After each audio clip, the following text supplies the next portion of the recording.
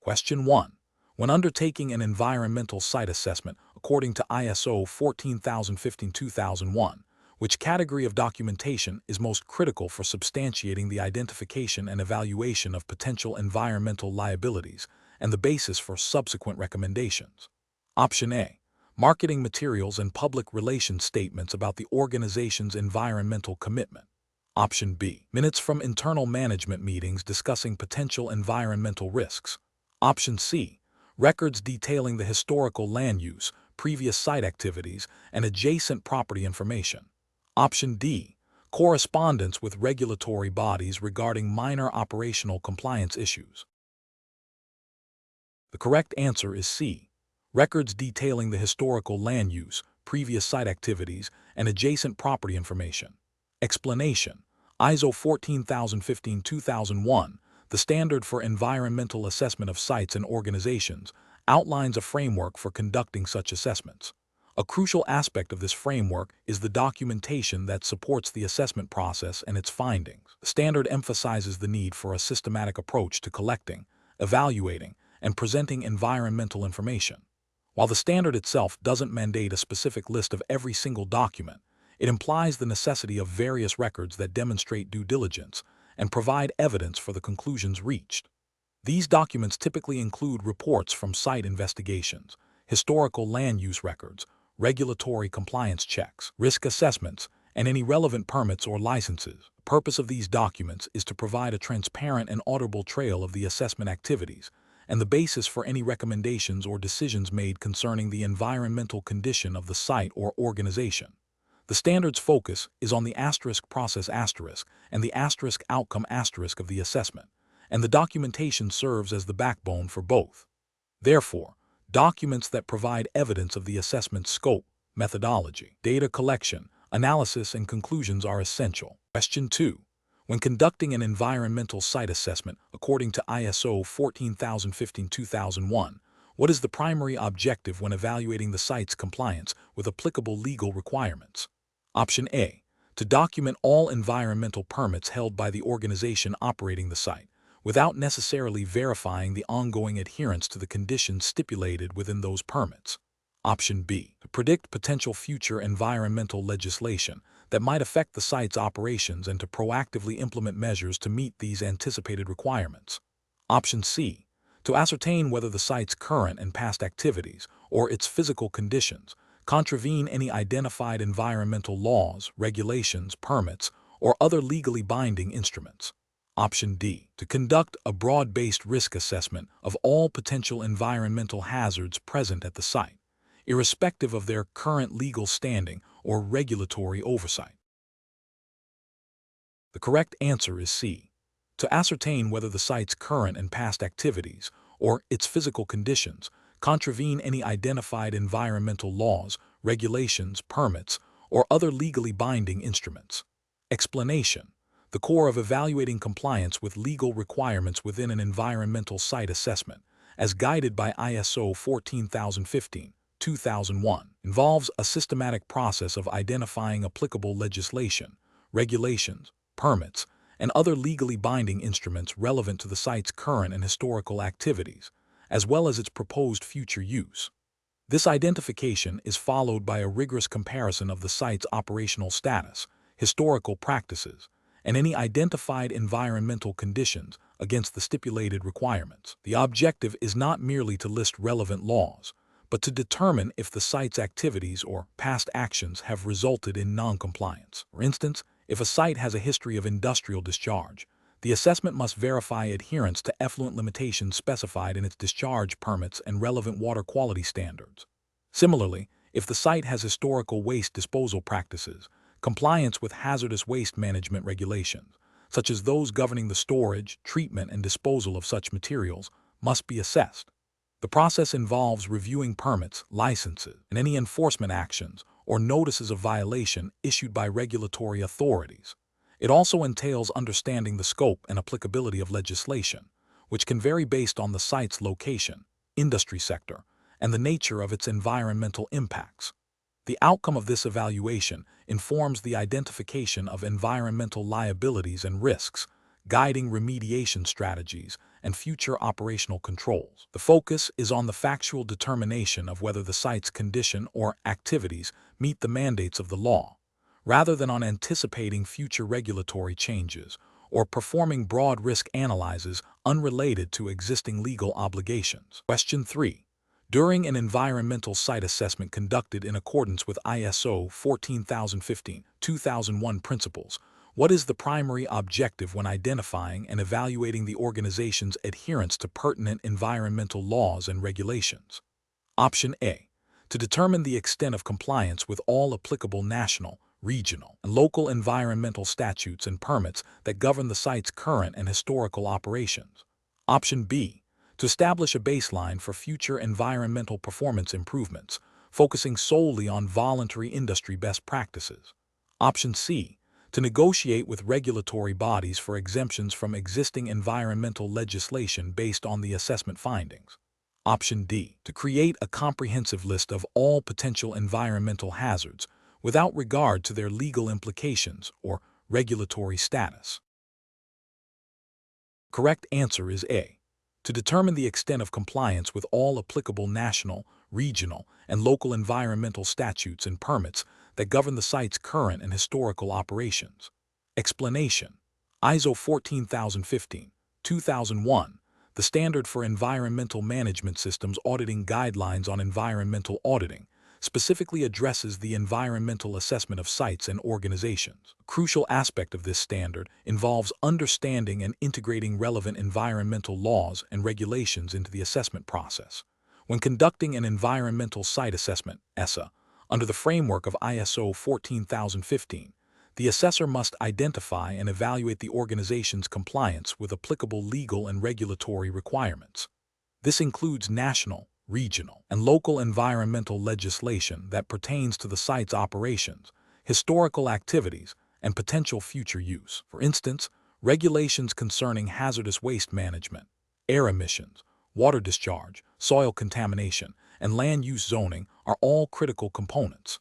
The standard emphasizes that the environmental assessment should provide a clear picture of the organization's adherence to these legal obligations, identifying any non-compliance issues that could pose environmental risks or liabilities. The process of identifying these laws and regulations is not static. It requires ongoing monitoring and adaptation as legislation evolves.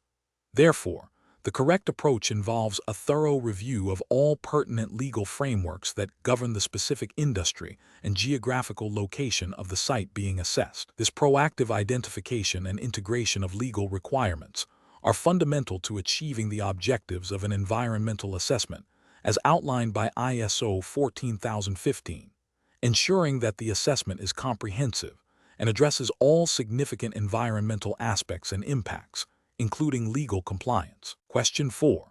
Following a comprehensive environmental site assessment and the subsequent establishment of an environmental management system, EMS, aligned with ISO 14015-2001 principles, a manufacturing facility identified several instances of noncompliance with local wastewater discharge regulations during its initial operational period. Internal audits also revealed inconsistencies in the training records for personnel involved in waste handling procedures. To address these findings and ensure the ongoing effectiveness of its EMS, what is the most appropriate action that reflects the iterative improvement inherent in the Plan Do Check Act, PDCA, cycle as applied to environmental management? Option A. Increasing the frequency of external environmental audits to compensate for the internal system's perceived weaknesses. Option B. Immediately halting all production activities until a completely new EMS framework is developed and approved by regulatory bodies. Option C. Documenting the identified noncompliances and training deficiencies for future reference without implementing immediate corrective actions. Option D. Revising operational procedures for wastewater treatment and enhancing the waste handling training program based on audit findings and compliance review. The correct answer is D. Revising operational procedures for wastewater treatment and enhancing the waste handling training program based on audit findings and compliance review. Explanation. The Plan Do Check Act, PDCA cycle, also known as the deeming cycle, is a four-step iterative management method used for the control and continuous improvement of processes and products. In the context of ISO 14015-2001, which focuses on environmental management systems and site assessments, the PDCA cycle is fundamental to establishing, implementing, maintaining, and improving an environmental management system (EMS). The plan phase involves identifying environmental aspects and impacts, setting objectives and targets, and developing strategies to achieve them, often informed by initial site assessments. The do phase entails implementing the planned action, such as operational controls, training, and emergency preparedness. The check phase is crucial for monitoring and measuring the environmental performance against objectives and targets, reviewing compliance with relevant environmental legislation and regulations, and conducting internal audits. The act phase involves taking actions to continually improve the EMS based on the findings of the check phase. This includes correcting nonconformities, addressing root causes of problems, and updating plans and procedures. Therefore, reviewing the outcomes of internal audits and compliance evaluations to refine operational procedures and environmental targets directly aligns with the act phase of the PDCA cycle, as applied to an EMS under ISO 14015-2001. This continuous feedback loop ensures the system remains effective and adapts to changing conditions and legal requirements. Question 5. When undertaking an environmental assessment of a brownfield site under ISO 14015-2001, what is the primary objective of establishing a comprehensive data management and record-keeping system that meticulously documents all stages, from initial site characterization to the final report, including the integration of relevant legislative requirements and expert opinions? Option A. Solely fulfill the minimum reporting requirements stipulated by local environmental protection agencies and to avoid potential fines. Option B. To serve as a primary tool for marketing the environmental consultancy's capabilities to prospective clients through detailed case studies. Option C. To ensure the traceability, verifiability, and credibility of the assessment process and its outcomes, facilitating informed decision-making and future reviews. Option D. To create a historical archive of all environmental data for long-term storage, regardless of its relevance to the current assessment findings. The correct answer is C. To ensure the traceability, verifiability, and credibility of the assessment process and its outcomes, facilitating informed decision-making and future reviews. Explanation.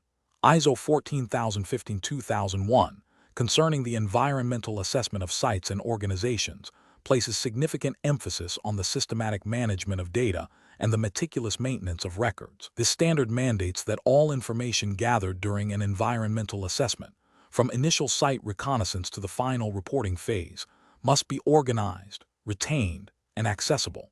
The purpose of this rigorous approach to data management and record keeping is to ensure the credibility, traceability, and verifiability of the assessment process and its findings. This includes documenting the scope of the assessment, the methodologies employed, the data collected, including sampling plans, analytical results, and expert judgments, the criteria used for evaluation against relevant legal and regulatory frameworks, such as National Environmental Protection Acts or local zoning ordinances, and the conclusions drawn.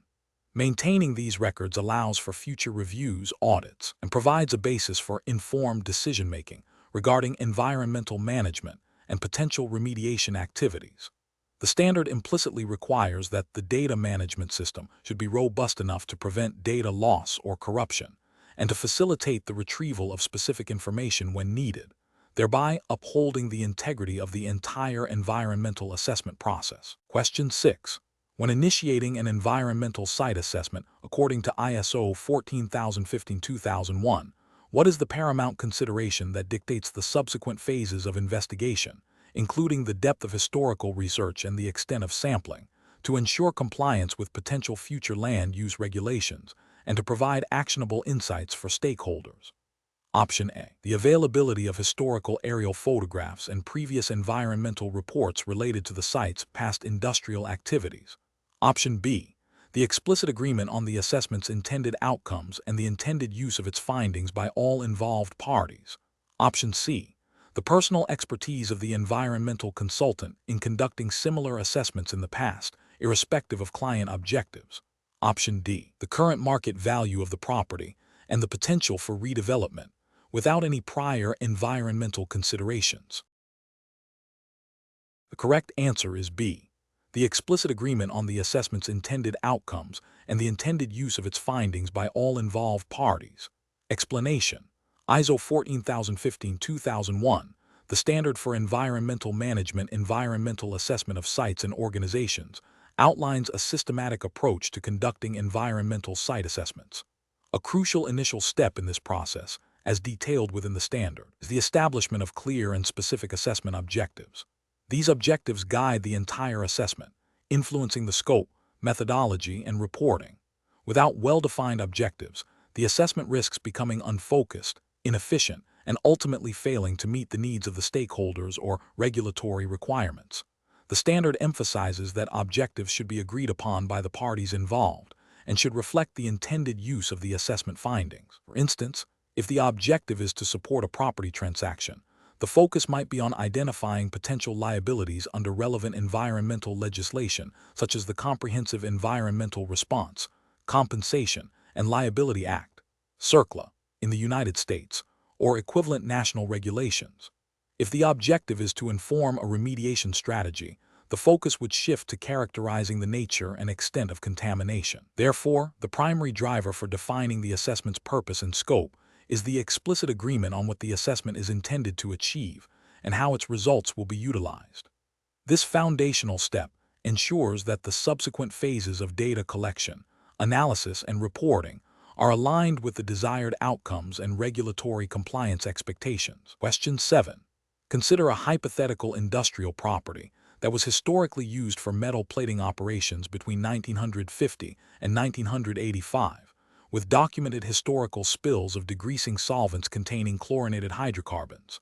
A Phase I Environmental Site Assessment, ESSA, conducted according to the principles of ISO 14015-2001, is being reviewed. Which of the following findings from the Site Reconnaissance and Historical Record Review would be considered the most direct indicator of a recognized environmental condition, REC, as defined by the standard, necessitating further investigation? Option A. Records indicating that the property is located within 500 meters of a municipal landfill that has been closed since 1995. Option B. The presence of several above-ground storage tanks that are currently empty and appear to be in good structural condition. Option C. Visible staining and a persistent chemical odor emanating from a specific area of the soil near the historical plating facility, consistent with historical solvent usage. Option D. The discovery of an old, uncovered concrete foundation from a former building on the property, showing minor surface cracking. The correct answer is B. The presence of several above-ground storage tanks that are currently empty and appear to be in good structural condition.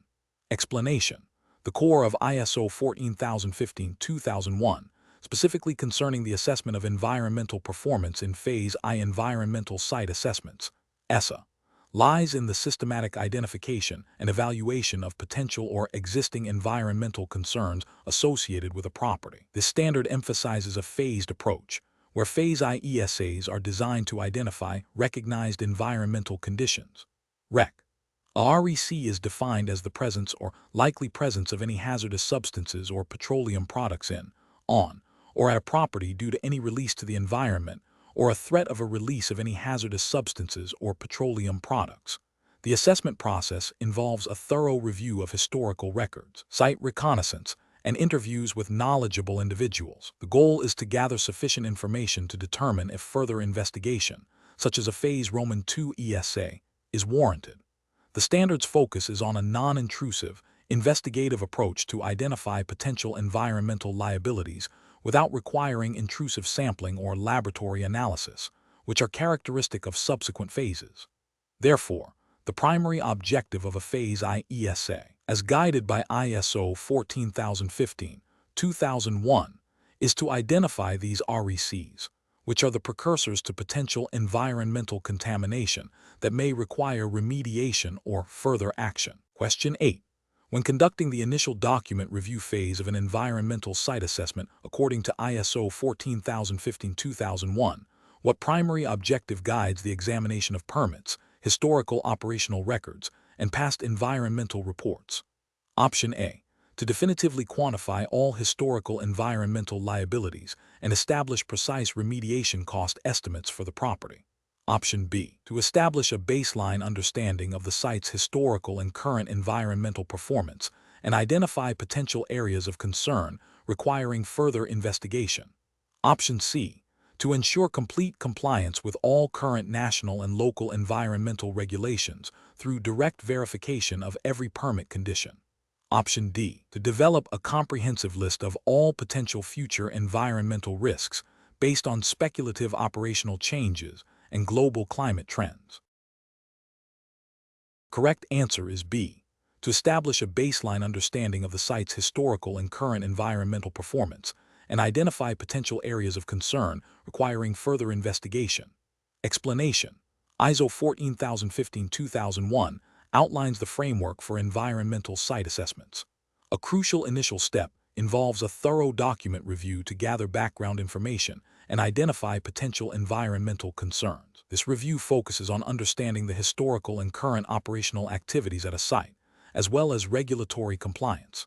Key documents to examine include permits issued under environmental legislation, e.g., Clean Air Act, Clean Water Act, RCRA in the U.S. context, or equivalent national legislation, past environmental audit reports, site remediation plans and reports, incident investigation records, and any correspondence with regulatory agencies. The objective is to identify any past or present releases of contaminants, non-compliance issues, or potential liabilities. For instance, reviewing a facility's hazardous waste manifests and disposal records can reveal patterns of waste generation and management practices, which are critical for assessing potential soil and groundwater contamination. Similarly, reviewing air emission permits and monitoring data provides insight into atmospheric pollutant releases. The process requires a systematic approach to categorize and analyze the information to form an initial understanding of the site's environmental condition. The goal is not to perform a detailed technical analysis of each document, but to gain a broad overview of environmental aspects and identify areas requiring further investigation. Question 9.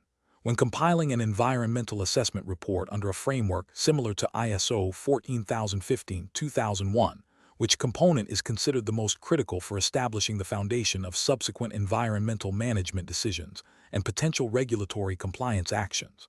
Option A, a preliminary list of potential future land use scenarios and their hypothetical environmental implications.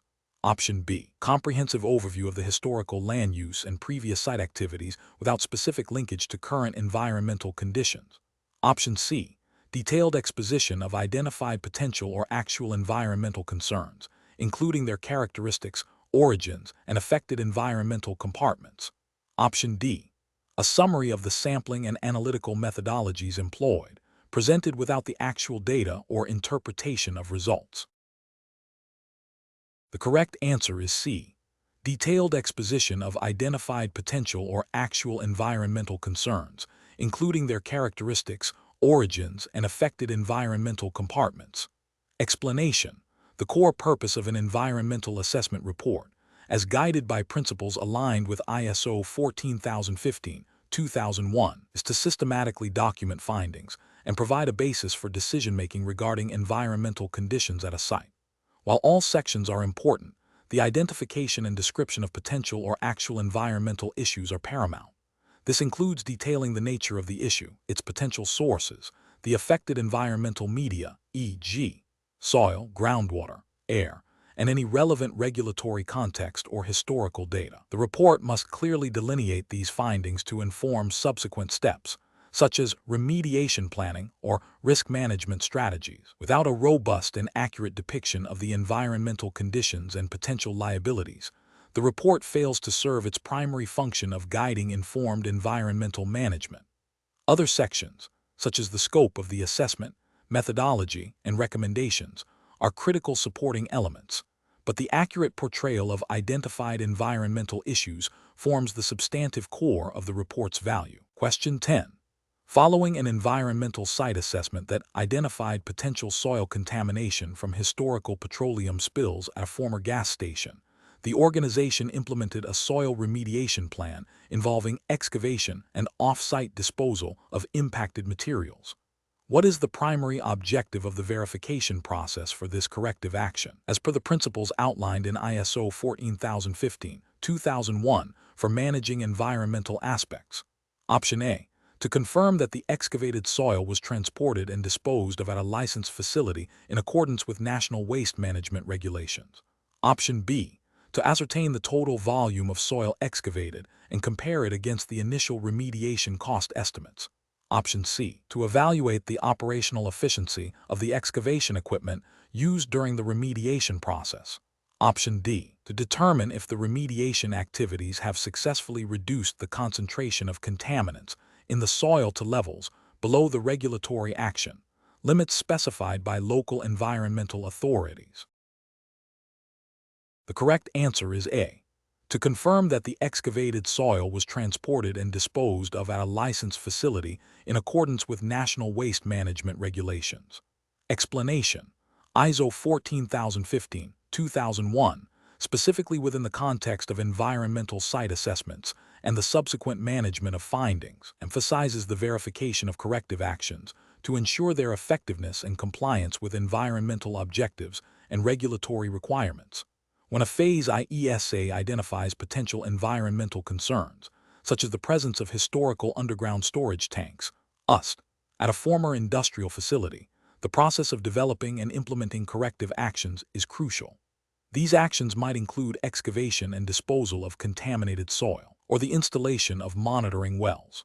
The verification stage is not merely a confirmation that an action has been performed, but rather an assessment of its success in mitigating the identified environmental risk. This involves reviewing documentation, conducting site inspections, and potentially performing analytical testing to confirm the absence of contaminants above regulatory thresholds, as defined by relevant legislation like the U.S. EPA's RCRA regulations or similar national environmental protection laws. The verification process must confirm that the corrective action has achieved the intended environmental protection outcome and that the site is no longer a source of pollution or posing an unacceptable risk to human health or the environment, thereby fulfilling the objectives of the environmental assessment. The effectiveness is measured against predefined acceptance criteria, which are often derived from the initial assessment's findings and applicable environmental standards. Question 11. Consider a scenario where a manufacturing company, Veridian Dynamics, is acquiring a former industrial site. Historical records indicate past operations involving solvent usage and a documented spill incident from the 1980, which was reportedly contained, but not fully remediate according to current regulatory standards. Veridian Dynamics is conducting an environmental site assessment according to the principles of ISO 14015-2001.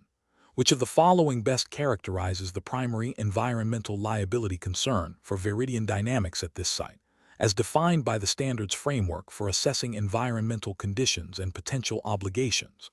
Option A. The potential for future remediation costs and regulatory fines due to the historical spill, necessitating a thorough investigation into the extent of contamination and the adequacy of past containment measures. Option B. The immediate need to upgrade existing operational equipment to meet current emission standards, regardless of past site conditions. Option C. The requirement to conduct extensive biodiversity surveys to assess the impact on local flora and fauna, even if no direct evidence of significant contamination exists. Option D. The potential for negative public perception and community relations issues arising from the site's industrial past, irrespective of actual environmental contamination. The correct answer is A. The potential for future remediation costs and regulatory fines due to the historical spill, necessitating a thorough investigation into the extent of contamination and the adequacy of past containment measures. Explanation: the core of ISO 14015-2001, specifically concerning environmental liabilities and risks in the context of site and organization assessment, centers on identifying, evaluating, and managing potential financial and legal consequences arising from past, present, or future environmental conditions.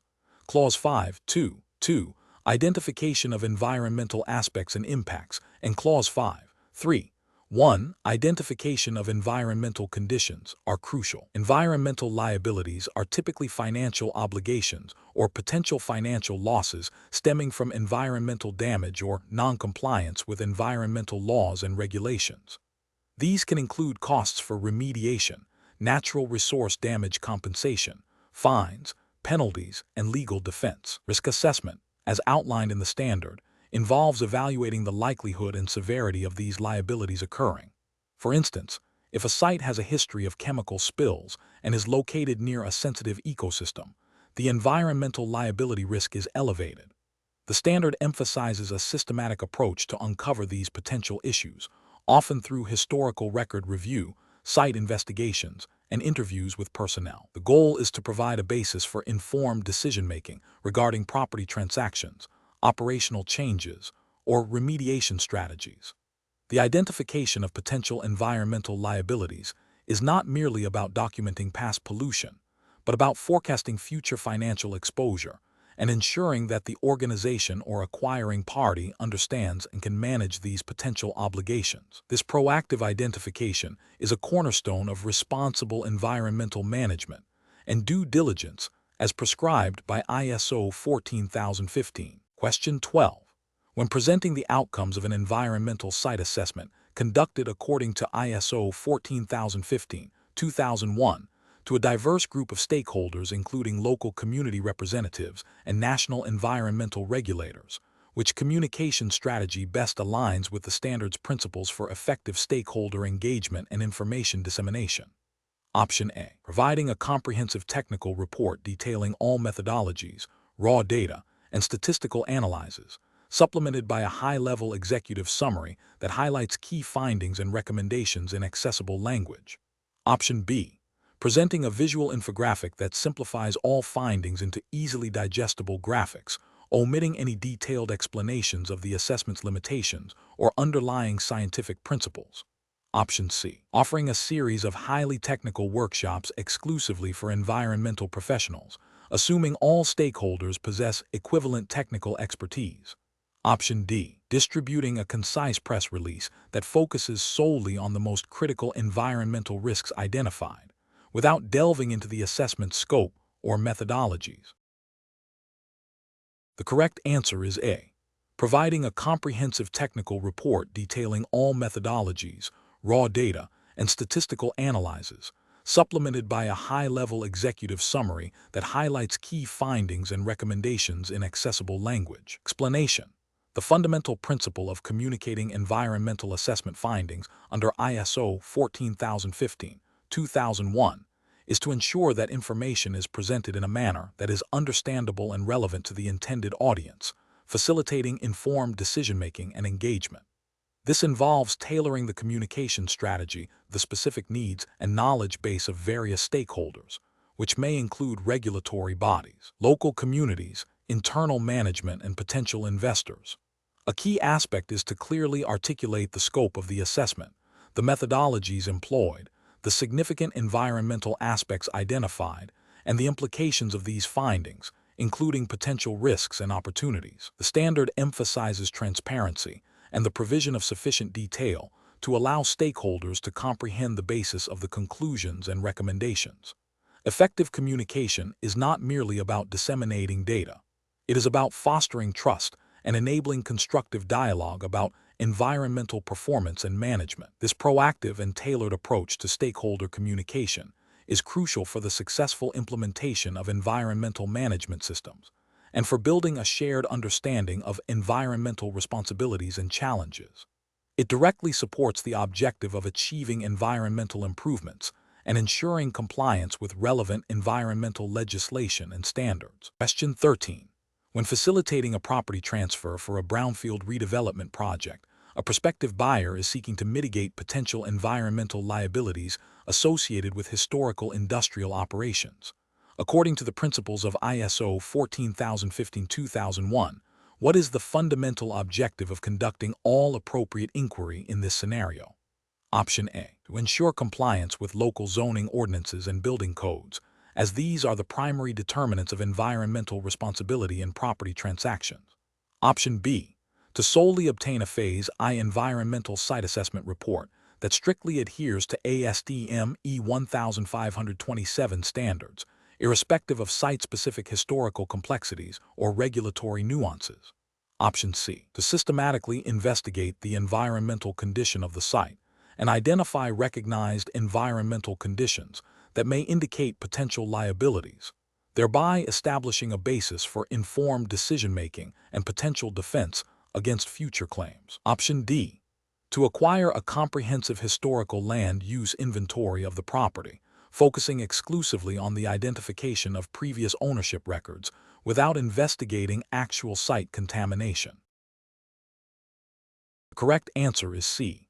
To systematically investigate the environmental condition of the site and identify recognized environmental conditions that may indicate potential liabilities, thereby establishing a basis for informed decision-making and potential defense against future claims. Explanation. The core principle of the all-appropriate inquiry in the context of ISO 14015-2001, particularly concerning property transfers and liability, is to ensure that a prospective purchaser or owner undertakes a thorough and diligent investigation into the environmental condition of a site. This diligence is crucial for identifying potential environmental liabilities that could arise from past or present activities. The standard emphasizes a phased approach to environmental site assessment, starting with a preliminary review and progressing to more detailed investigations if warranted. The concept of all-appropriate inquiry is directly linked to the innocent landowner defense under various environmental regulations, such as CERCLA in the United States. To qualify for this defense, a landowner must demonstrate that they conducted all appropriate inquiries into the previous ownership, uses, and disposal practices of the site prior to acquiring it. This involves a comprehensive review of historical records, site reconnaissance, interviews with knowledgeable individuals, and potentially subsurface investigations. The goal is to identify recognized environmental conditions, REC, that could indicate the presence or likely presence of hazardous substances or petroleum products in, on, or at the property. Therefore, the most accurate reflection of this principle in a property transfer scenario, when considering liability, is the comprehensive and documented process of investigating the site's environmental history and condition to establish a baseline understanding and identify potential risks. This process is not about a single document but a systematic approach to information gathering and analysis. Question 14. When conducting an environmental site assessment in accordance with ISO 14015-2001, which element is considered a mandatory component of the final environmental site assessment report to ensure its comprehensiveness and utility for informed decision-making by stakeholders? Option A. An explicit statement outlining the limitations encountered during the assessment that could influence the interpretation of findings. Option B. A definitive declaration of the site's complete absence of any past, present, or future environmental liabilities, irrespective of investigation findings. Option C. A comparative analysis of the site's environmental performance against the 10 largest industrial facilities in the same geographical region. Option D. A detailed historical review of all local zoning ordinances and their amendments over the past 50 years. Correct answer is D. A detailed historical review of all local zoning ordinances and their amendments over the past 50 years. Explanation. ISO 14015-2001, the standard for environmental management environmental assessment of sites and organizations, outlines specific documentation requirements to ensure the thoroughness and transparency of environmental site assessments. ESA. Section 6.3 of the standard details the content of the Environmental Site Assessment Report. This report is the culmination of the ESA process and serves as the primary communication tool regarding the environmental condition of a site. It must include a clear statement of the purpose and scope of the assessment, a description of the site and its surroundings, details of the methodology employed, findings from the investigation including identification of potential environmental concerns and their significance, and recommendations for further action or management. Crucially, the report must also identify any limitations encountered during the assessment that might affect the validity or completeness of the findings. The standard emphasizes that the documentation should be sufficient to allow a competent third party to understand the assessment process and its conclusions.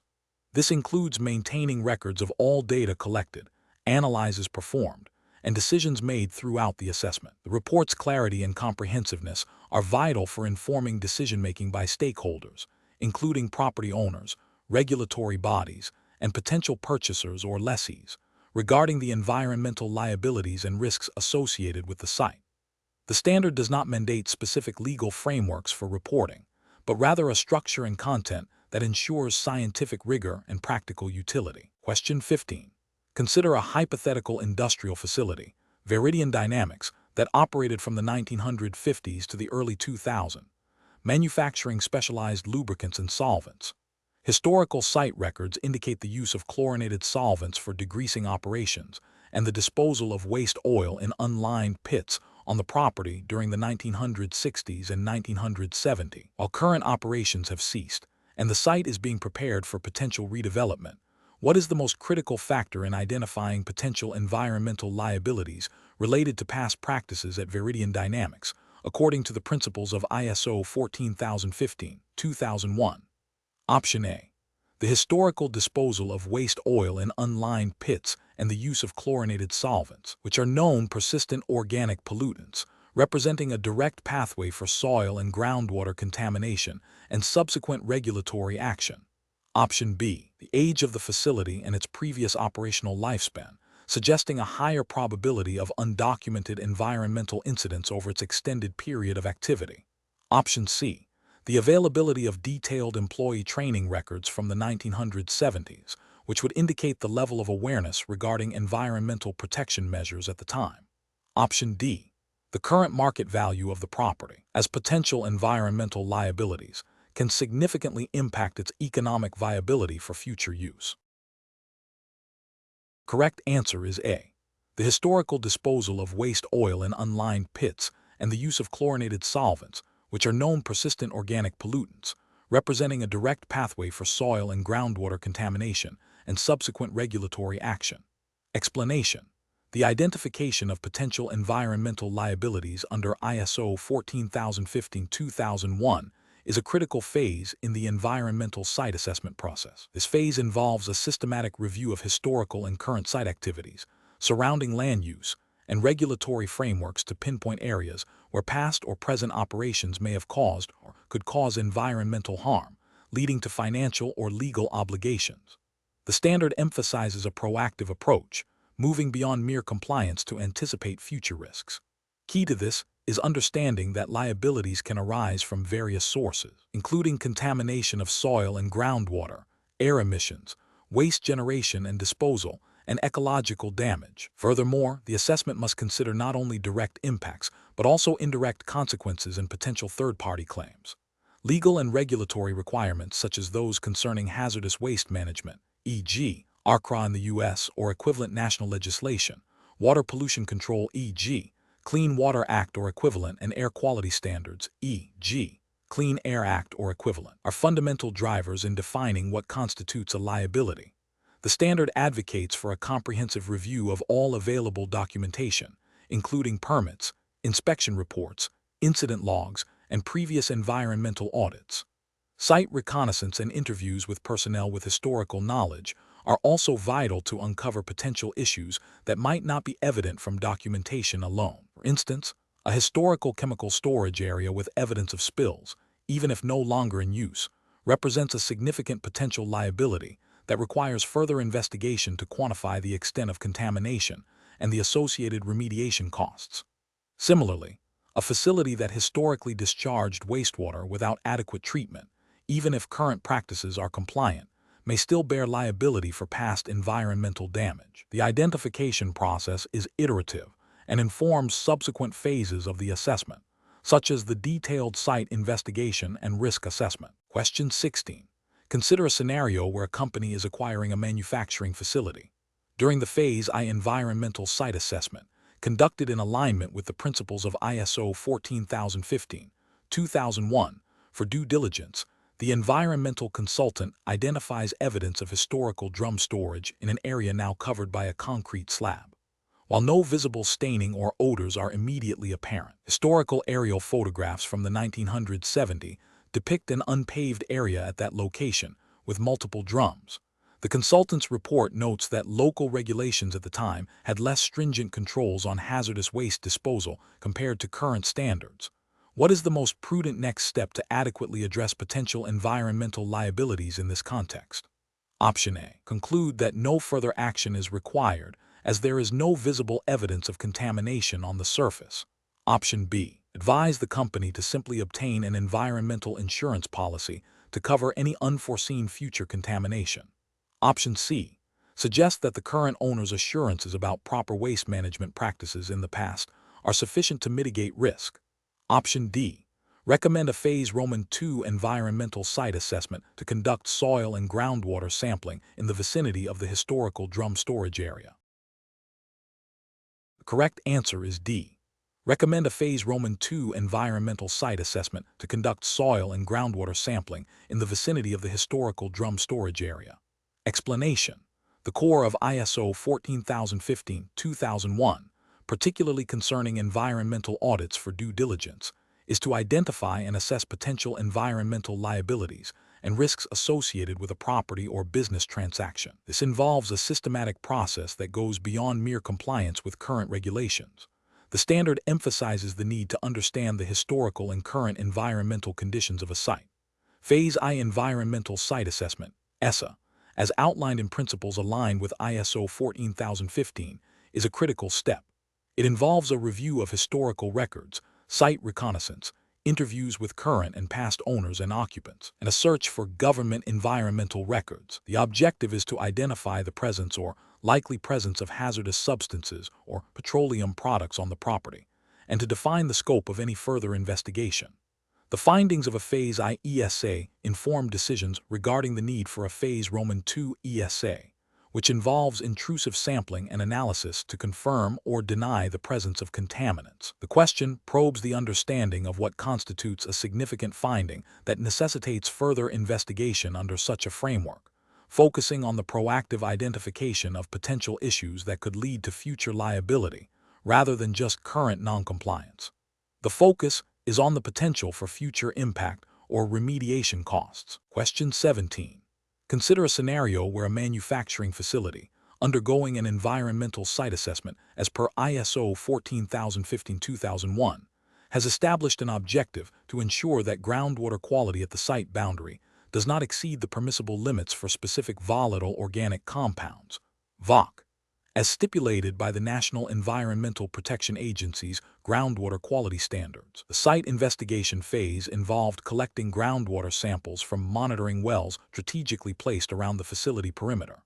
Analysis of these samples revealed that the concentration of trichloroethylene, TCE, in samples from 2 wells exceeded the regulatory limit of 5 micrograms per liter.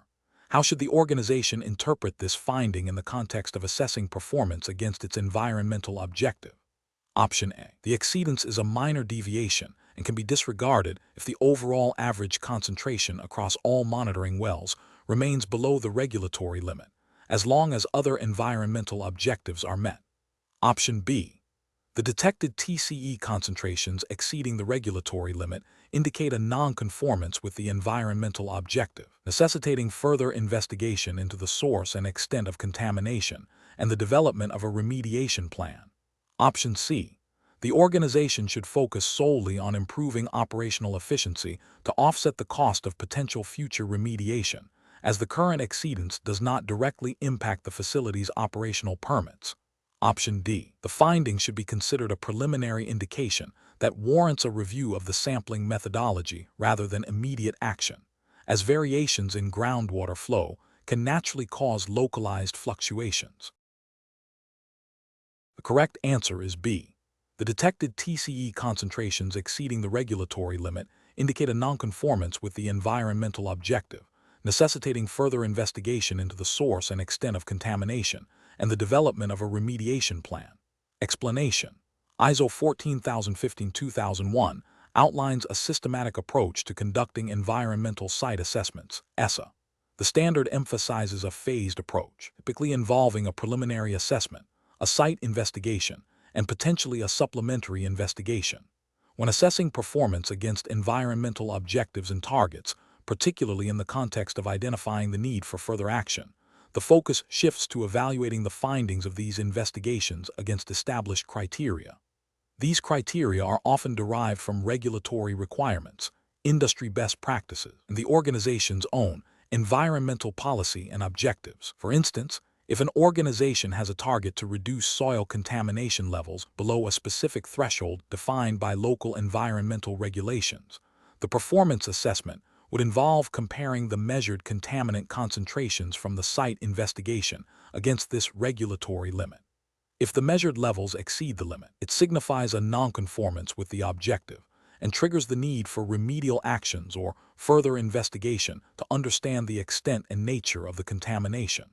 The standard guides the process of interpreting these findings to determine the environmental condition of the site and the necessary steps to manage any identified risks or liabilities. The evaluation of performance is intrinsically linked to the data gathered during the investigation phases and the subsequent risk assessment. Question 18. An industrial facility operating under stringent environmental regulations like the Clean Water Act and the Resource Conservation and Recovery Act is conducting an environmental management system review aligned with ISO 14015-2001. They are particularly focused on enhancing their contingency planning and emergency response capabilities following a minor chemical leak that occurred during a recent storm. Considering the principles of environmental assessment and preparedness, which of the following elements is paramount for ensuring the effectiveness of their updated emergency response strategy? Option A. The exclusive reliance on external emergency response teams for all spill containment and cleanup operations, irrespective of the incident's scale or nature. Option B. The creation of a detailed historical log of all minor environmental deviations without a corresponding focus on developing proactive response mechanisms for future events. Option C. The acquisition of advanced detection equipment capable of identifying minute atmospheric pollutant concentrations, even if existing protocols are not fully optimized. Option D. The establishment of clear, documented procedures for immediate containment, notification, and remediation of potential environmental incidents, coupled with regular drills and personnel training. The correct answer is D. The establishment of clear, documented procedures for immediate containment, notification, and remediation of potential environmental incidents, coupled with regular drills and personnel training. Explanation: ISO 14015-2001, concerning the environmental assessment of sites and organizations, emphasizes a structured approach to identifying and managing environmental aspects. When considering contingency planning and emergency response within this framework, the primary objective is to establish measures that minimize the impact of unforeseen environmental incidents. This involves developing specific procedures for various types of potential emergencies, such as spills, fires, or accidental releases of hazardous materials. The effectiveness of these plans hinges on their ability to be activated swiftly and implemented efficiently. Key elements include clear lines of responsibility, readily available emergency equipment, regular training for personnel, and established communication protocols with external agencies, including local authorities and emergency services, as mandated by relevant environmental regulations.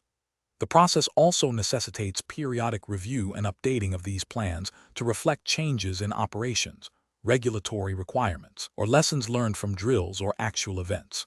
The goal is not merely to react, but to proactively prepare for and mitigate potential environmental harm, ensuring the organization's resilience and compliance with environmental protection laws. Therefore, the most crucial aspect of contingency planning and emergency response in the context of ISO 14015 is the proactive development and rigorous maintenance of a comprehensive, actionable plan that addresses foreseeable environmental risks and ensures a coordinated and effective response. Question 19. Consider a facility that manufactures specialized polymers. During the production process, it utilizes significant quantities of water for cooling and cleaning, releases gaseous byproducts into the atmosphere, and generates solid waste from filtration processes. The facility also sources its primary raw materials from distant geological deposits. Which of the following best encapsulates the range of environmental aspects and their potential impacts that should be systematically identified and assessed according to the principles of ISO 14015-2001, considering both direct operational interactions and indirect life cycle considerations? Option A. Primarily the management of wastewater discharge permits and air quality compliance related to volatile organic compounds, with secondary consideration for solid waste disposal. Option B. The efficiency of the manufacturing machinery and the cost of raw material procurement, with minimal focus on direct environmental releases. Option C. The potential for accidental spills of raw materials during transport and the impact of noise pollution from the manufacturing operations on local wildlife. Option D. Water consumption and potential thermal pollution from cooling, atmospheric emissions of volatile organic compounds, solid waste generation and landfilling impacts, and the environmental footprint associated with raw material extraction and transportation. Correct answer is D. Water consumption and potential thermal pollution from cooling, atmospheric emissions of volatile organic compounds, solid waste generation and landfilling impacts, and the environmental footprint associated with raw material extraction and transportation. Explanation. The core of identifying environmental aspects and impacts under ISO 14015-2001 involves understanding the interaction between an organization's activities, products, or services and the environment. An environmental aspect is an element of an organization's activities, products, or services that can interact with the environment. An environmental impact is any change to the environment, whether adverse or beneficial, wholly or partially resulting from an organization's environmental aspects. ISO 14015 emphasizes a systematic approach to this identification, often involving a review of operational processes, inputs, outputs, and potential releases. For a chemical manufacturing plant, key aspects include the consumption of raw materials, energy usage, generation of wastewater, air emissions, and solid waste. The corresponding impacts could be resource depletion, air pollution, water contamination, and land degradation. The standard requires consideration of both normal operating conditions, abnormal conditions like startup and shutdown, and emergency situations. It also mandates considering the entire life cycle of products and services where relevant. Therefore, focusing solely on waste disposal overlooks significant interactions like emissions during production or resource depletion from raw material extraction. Similarly, a narrow focus on regulatory compliance without considering broader environmental interactions would be insufficient. The most comprehensive approach integrates all these elements to capture the full spectrum of potential environmental interactions. Question 20. Consider a scenario involving a decommissioned industrial site where historical manufacturing processes involved the use of heavy metals. During a phase I environmental site assessment conducted according to ISO 14015-2001 principles, the assessment team identifies the presence of lead-contaminated soil in a former storage area. Which of the following best categorizes the lead-contaminated soil in relation to the site's historical operations and potential environmental consequences? Option A. A regulatory compliance issue unrelated to environmental assessment. Option B. An environmental aspect of the current site condition. Option C. A beneficial environmental change from industrial use. Option D. An environmental impact resulting from past activities. The correct answer is D. An environmental impact resulting from past activities. Explanation. The core distinction between an environmental aspect and an environmental impact, as defined within the framework of ISO 14015-2001, lies in their causal relationship and temporal perspective. An environmental aspect is an element of an organization's activities, products, or services that can interact with the environment. This interaction is the potential for change. For example, the release of a substance into the atmosphere from a manufacturing process is an environmental aspect. An environmental impact, conversely, is any change to the environment, whether adverse or beneficial, wholly or partially resulting from an organization's environmental aspects. This is the actual or potential consequence of the aspect. Therefore, the emission of sulfur dioxide, SO2, from a factory chimney is an aspect, while the resulting acid rain that damages vegetation and corrodes buildings is the impact. The key is that the aspect is the cause or the potential cause, and the impact is the effect or the potential effect. ISO 14015-2001 emphasizes identifying these aspects and impacts during the site assessment process to understand the environmental performance and liabilities associated with a property or organization. The assessment aims to determine the extent to which an organization's operations, historical activities, or site conditions can lead to environmental harm or improvement. Question 21. Consider a scenario where a multinational manufacturing firm, Veridian Dynamics, is undergoing an environmental site assessment for a new facility acquisition in a jurisdiction with a complex regulatory framework. This framework includes the Clean Air Act amendments of 1990, the Resource Conservation and Recovery Act (RCRA), and specific regional water discharge permits governed by the Clean Water Act. Veridian Dynamics has a history of utilizing volatile organic compounds, VOC, in its manufacturing processes and has identified potential historical groundwater contamination from a previous tenant. Which of the following best reflects the approach mandated by ISO 14015-2001 for integrating these relevant environmental laws and regulations into the assessment process? Option A. Systematically identifying all applicable national, regional, and local environmental laws and regulations, verifying the organization's compliance status with each, and assessing potential liabilities arising from any noncompliance or future regulatory changes. Option B. Prioritizing the assessment of potential future regulatory changes and their impact, with less emphasis on current compliance with existing statutes, as future regulations are deemed more critical for long-term risk. Option C. Documenting only those environmental laws directly related to the specific manufacturing processes of Veridian Dynamics, while disregarding historical contamination or potential impacts on groundwater, unless explicitly stated in a permit. Option D. Focusing solely on current operational compliance with the most prominent national environmental laws, assuming that regional and local regulations are implicitly covered by federal mandates. The correct answer is A. Systematically identifying all applicable national, regional, and local environmental laws and regulations, verifying the organization's compliance status with each, and assessing potential liabilities arising from any noncompliance or future regulatory changes. Explanation: the core principle of ISO 14015-2001, particularly concerning the integration of relevant environmental laws and regulations into site and organization assessments, is to ensure that the assessment process identifies and addresses all applicable legal requirements.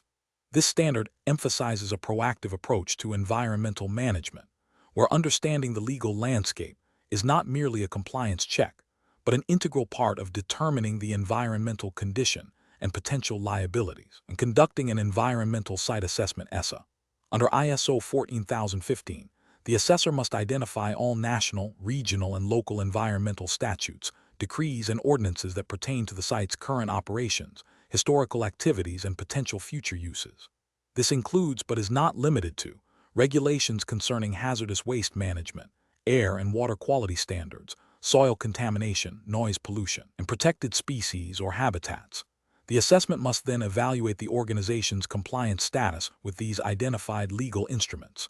Noncompliance or potential noncompliance signifies a significant environmental issue that must be clearly documented and reported.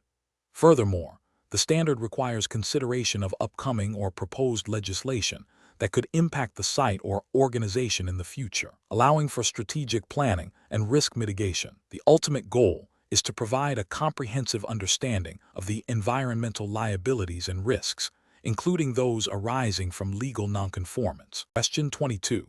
When establishing an environmental site assessment team for a property with a history of mixed industrial use, what primary characteristics should guide the selection of its members to ensure compliance with standards akin to ISO 14015-2001 and relevant regulatory frameworks like CERCLA?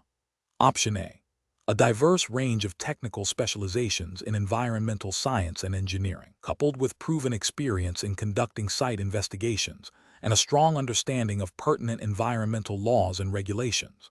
Option B. Familiarity with a broad spectrum of business management principles and strong negotiation skills to liaise with property owners and potential buyers. Option C. Extensive experience in project management and a proven track record of delivering assessments within tight budgetary constraints, regardless of specific technical environmental background. Option D. Deep theoretical knowledge of environmental chemistry and physics, with a focus on laboratory analysis techniques, even if practical site assessment experience is limited. The correct answer is A. A diverse range of technical specializations in environmental science and engineering, coupled with proven experience in conducting site investigations and a strong understanding of pertinent environmental laws and regulations. Explanation: ISO 14015-2001, concerning environmental site assessments, emphasizes the importance of assembling a competent and appropriately skilled assessment team. The selection process for this team is critical for the validity and thoroughness of the environmental assessment. Key considerations include the team's collective expertise in relevant environmental disciplines such as hydrogeology, soil science, air quality, and ecological impact assessment. Furthermore, experience with the specific types of environmental investigations and regulatory frameworks applicable to the site is paramount. The team should also possess an understanding of the potential historical land uses and associated environmental risks, which might involve industrial processes, waste disposal practices, or chemical storage. Familiarity with relevant national and local environmental legislation, such as the Comprehensive Environmental Response, Compensation and Liability Act, CERCLA, in the United States or similar frameworks in other jurisdictions, is essential for ensuring compliance and appropriate data interpretation. The ability to effectively communicate findings, manage project timelines, and interact with stakeholders, including property owners and regulatory bodies, also contributes to the team's overall suitability. Therefore, a team composed of individuals with a blend of technical proficiency, practical experience in environmental site assessment methodologies, and knowledge of the applicable legal and regulatory landscape is most effective. Question 23. A multinational corporation is initiating an environmental assessment for a newly acquired manufacturing facility that has operated for over 50 years. The initial objective is to broadly understand the site's environmental interactions and potential liabilities before committing to extensive sampling. According to the principles outlined in ISO 14015-2001 for environmental assessment of sites and organizations, what is the most appropriate initial methodology for identifying potential environmental aspects and their associated impacts at this facility? Option A. Begin immediate remediation planning based on general industry best practices for similar manufacturing operations. Option B. Implement a detailed soil and groundwater sampling program across the entire property to quantify all potential contaminants. Option C. Conduct a comprehensive historical records review, site reconnaissance, and interviews with past and present site personnel to develop a conceptual site model. Option D. Perform a full life cycle assessment of all products manufactured on site, including raw material extraction and end-of-life disposal. The correct answer is C. Conduct a comprehensive historical records review, site reconnaissance, and interviews with past and present site personnel to develop a conceptual site model. Explanation: the core of ISO 14015-2001 is the phased approach to environmental site assessment. Phase I involves preliminary site assessment, which aims to identify potential environmental concerns and establish a baseline understanding of the site's history and surrounding environment. This phase is crucial for determining if further investigation is warranted.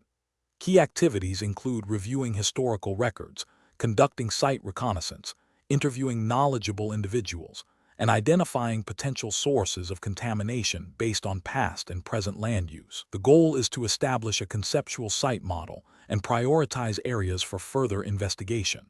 Phase II, the detailed site investigation, involves sampling and analysis to confirm or refute the presence of contamination identified in Phase I. Phase III, the remediation phase, focuses on developing and implementing strategies to address identified contamination.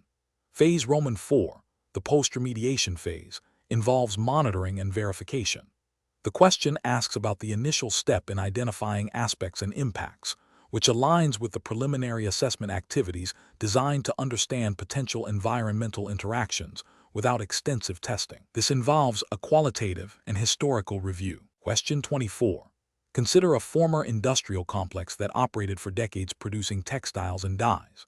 During the site reconnaissance and visual inspection phase of an environmental assessment conducted under ISO 14015-2001, an assessor observed several key features.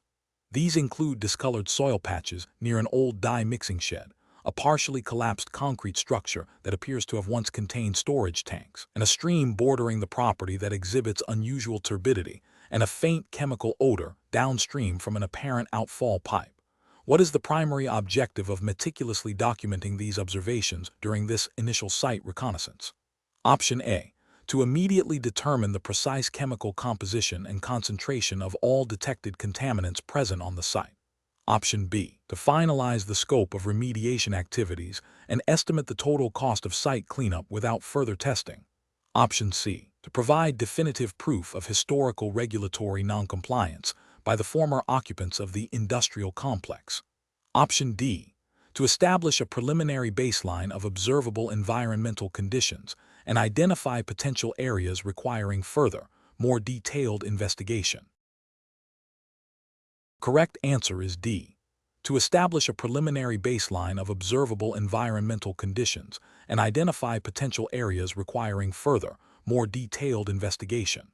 Explanation. ISO 14015-2001, in its guidance for the environmental assessment of sites and organizations, emphasizes a systematic approach. The site reconnaissance and visual inspection phase is crucial for identifying potential or existing environmental conditions. This initial phase involves a walkover of the site to observe and document surface features, land use, surrounding areas, and any readily apparent signs of contamination or environmental concern. It is not intended to be an exhaustive investigation, but rather a preliminary screening. The purpose is to gather information that will inform the subsequent phases of the environmental assessment, such as detailed site investigations. Key observations during this phase might include the presence of discolored soil, unusual odors, stressed vegetation, visible spills, or the condition of existing infrastructure like storage tanks or drainage systems. The findings from this visual inspection are then correlated with available historical data and regulatory information to form an initial understanding of the site's environmental baseline and potential risks. The standard stresses that this is an iterative process, and findings here can dictate the scope and methodology of later, more intrusive investigations. Question 25. When initiating an environmental site assessment under the framework of ISO 14015-2001, what is the most critical factor in defining the assessment's objectives? Option A. The availability of historical aerial photographs and previous environmental reports for the site. Option B. The projected cost of the environmental site assessment and the budget allocated by the client. Option C. The perceived geological stability of the underlying bedrock formations at the site. Option D. The specific context and intended purpose of the assessment, considering regulatory requirements and stakeholder interests. Correct answer is D. The specific context and intended purpose of the assessment, considering regulatory requirements and stakeholder interests. Explanation. ISO 14015-2001, the standard for environmental management, environmental assessment of sites and organizations, outlines a systematic approach to conducting environmental site assessments. A crucial preliminary step in this process is the establishment of clear and precise assessment objectives. These objectives guide the entire assessment, determining the scope, methodology, and focus of the investigation. They are fundamentally driven by the context of the assessment, which includes the specific reasons for undertaking the assessment, the intended use of the findings, and any relevant legal or regulatory frameworks. For instance, if the assessment is being conducted due to a proposed property transaction, the objectives might focus on identifying potential liabilities and compliance issues related to historical or current site activities that could impact the transaction. Conversely, an assessment driven by a voluntary environmental improvement program would likely have objectives centered on identifying opportunities for pollution prevention and resource efficiency. The standard emphasizes that objectives should be specific, measurable, achievable, relevant, and time-bound. SMART. Though the SMART framework is a general project management principle applied here, the identification of these objectives is not a static process. It requires iterative refinement as the understanding of the site and its context evolves throughout the assessment. The initial phase of defining objectives is paramount because it directly influences the subsequent phases, such as preliminary site reviews, site investigation, and reporting. Without well-defined objectives, the assessment risks becoming unfocused, incomplete, or irrelevant to the intended purpose, potentially leading to missed environmental concerns or inefficient use of resources. Therefore, the primary driver for establishing assessment objectives under ISO 14015-2001 is the specific context and purpose of the assessment itself, ensuring that the investigation yields actionable and relevant information. Question 26. During the Phase I Environmental Site Assessment, ESSA, for a former industrial manufacturing facility, the environmental auditor identified a historical pattern of drum storage and spills documented in company archives. To satisfy the requirements of ISO 14015-2001 for identifying potential environmental concerns, which of the following actions would be the most critical next step in evaluating the potential for soil and groundwater contamination, considering the need to establish a baseline understanding of site conditions and regulatory compliance? Option A. Immediately initiate a full-scale remediation plan based on the historical documentation, assuming the worst-case scenario for all potential contaminants. Option B. Submit a request to the relevant environmental regulatory authority for a complete history of all environmental violations associated with the property without conducting any preliminary site investigation.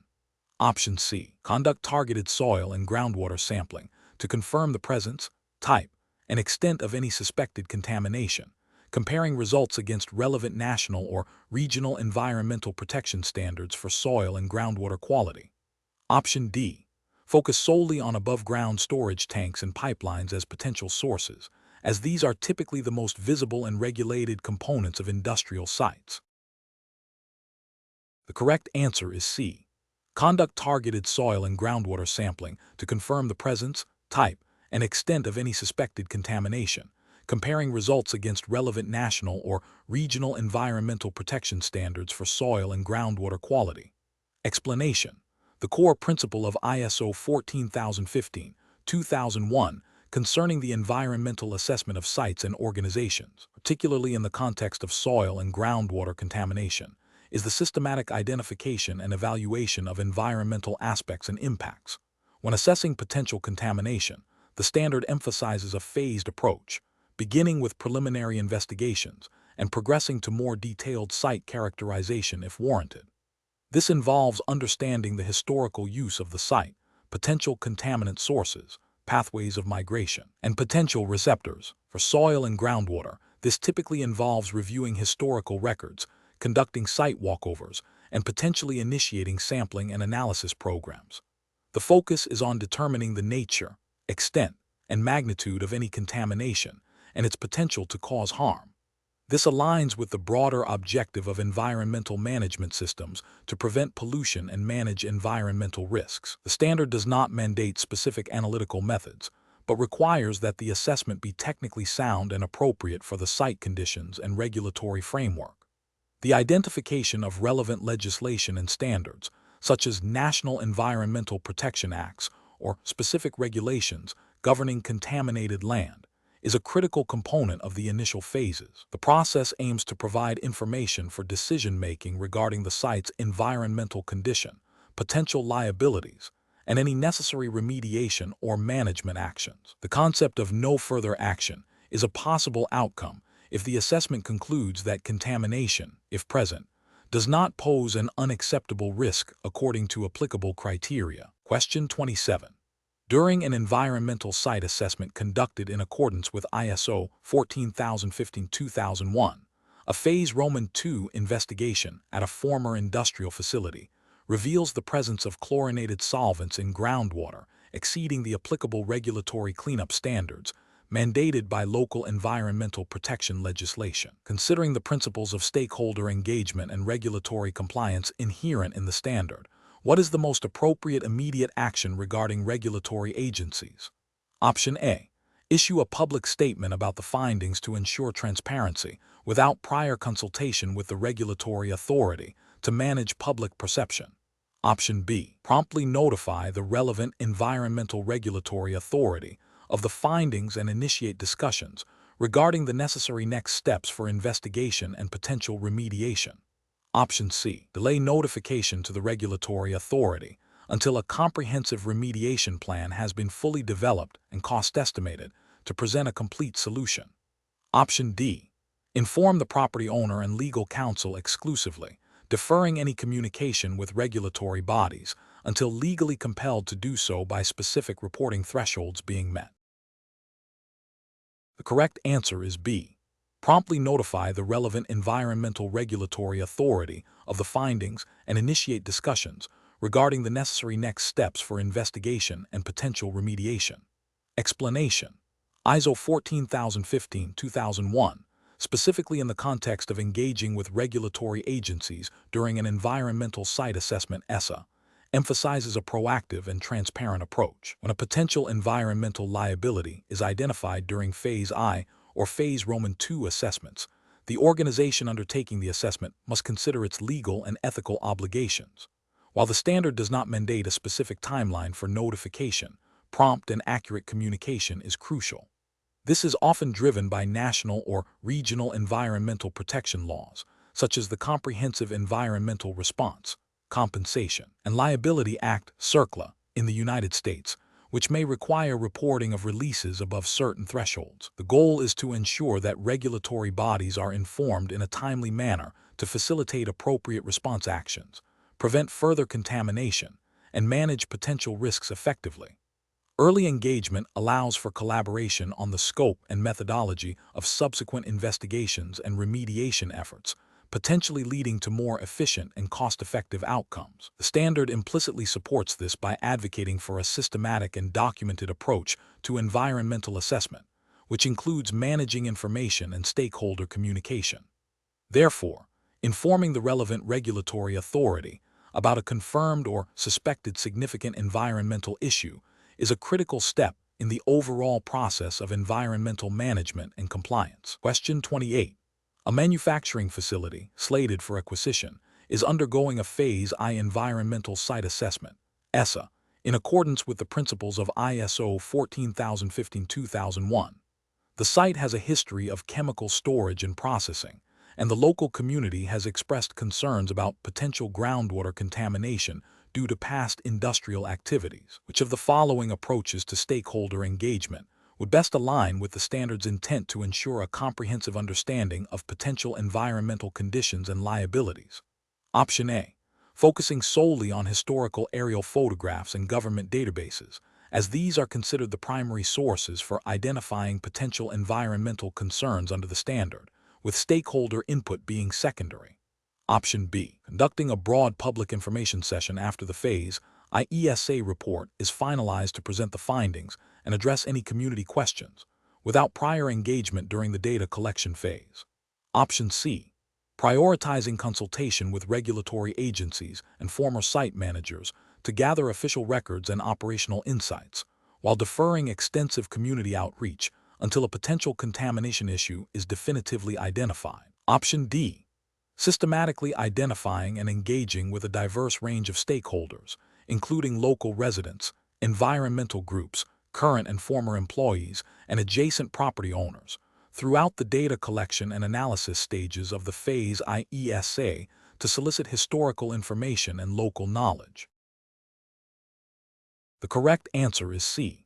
Prioritizing consultation with regulatory agencies and former site managers to gather official records and operational insights, while deferring extensive community outreach until a potential contamination issue is definitively identified. Explanation: the core of ISO 14015-2001 regarding stakeholder engagement in environmental site assessments, ESA, emphasizes proactive and inclusive communication.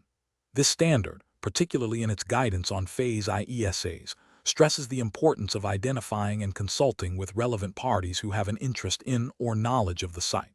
These stakeholders can include local community members, regulatory bodies, former employees, adjacent property owners, and environmental advocacy groups. The objective is to gather diverse perspectives, identify potential environmental concerns that might not be evident through documentary review or site inspection alone, and to ensure transparency and build trust. Engaging these groups early in the process helps to uncover historical land uses, undocumented spills or disposal practices, and local environmental sensitivities. Failing to adequately consult with key stakeholders can lead to incomplete information, missed environmental liabilities, and potential opposition or legal challenges during subsequent phases of the ESA or site redevelopment.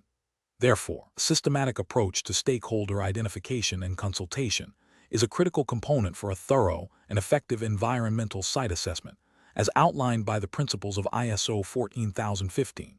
The standard advocates for a structured communication plan that outlines the objectives, methods, and timing of engagement with various stakeholder groups to ensure all relevant information is considered and that the assessment process is well received. Question 29. Consider a scenario where an environmental consultancy is preparing an environmental assessment report for a former industrial manufacturing facility that ceased operations a decade ago. The assessment aims to inform a potential acquisition by a renewable energy company. Which of the following components is most critical for inclusion in the report to effectively communicate the site's environmental status and potential liabilities to the acquiring entity, considering the site's history and the buyer's intended future use? Option A. A comprehensive overview of the local biodiversity, including endangered species surveys, and a proposed plan for ecological restoration of the surrounding natural habitats. Option B. A detailed analysis of historical land use, identification of potential contaminants based on past operations, findings from site investigations, and an evaluation of potential environmental risks and regulatory compliance issues.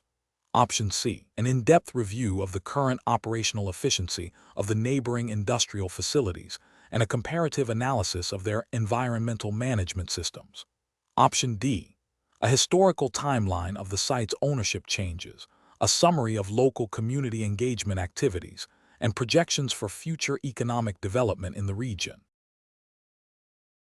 Correct answer is B.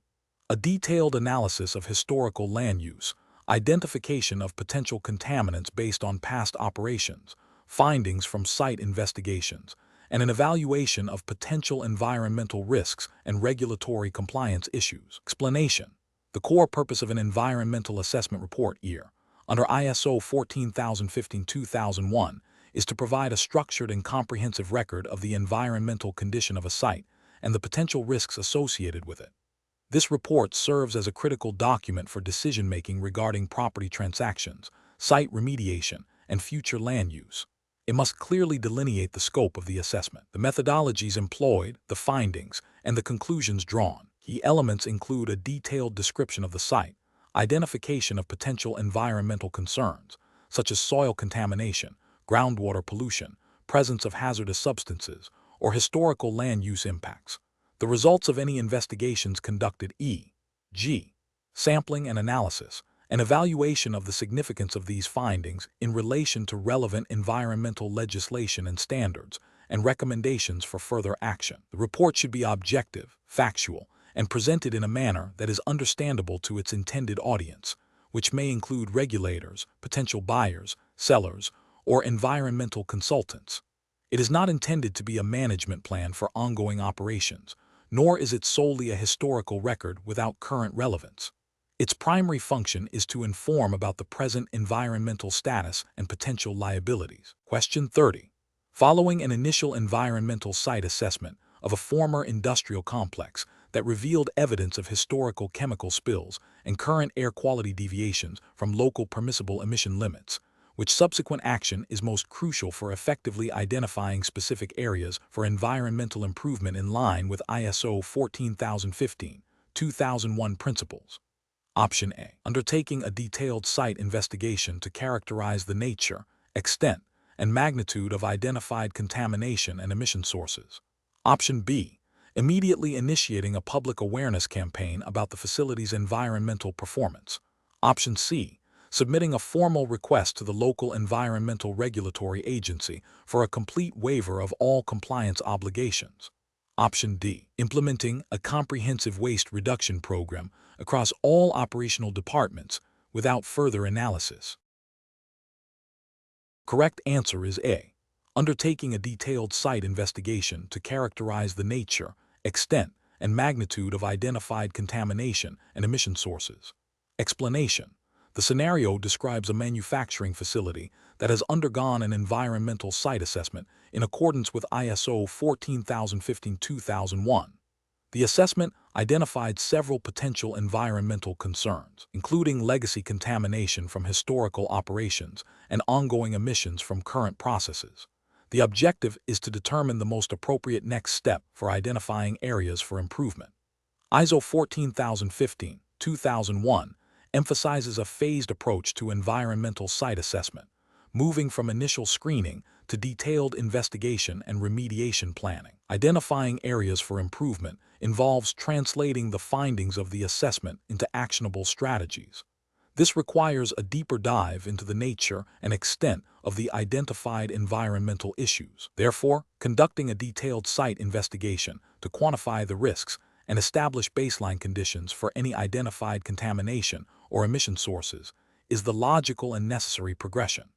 This investigation would inform the development of targeted improvement plans, such as remediation strategies for legacy contamination or process modifications to reduce ongoing emissions, aligning with the standard's goal of promoting environmental performance. The other options represent either premature action without sufficient data, a misinterpretation of the assessment's purpose, or a step that is dependent on the findings of a detailed investigation.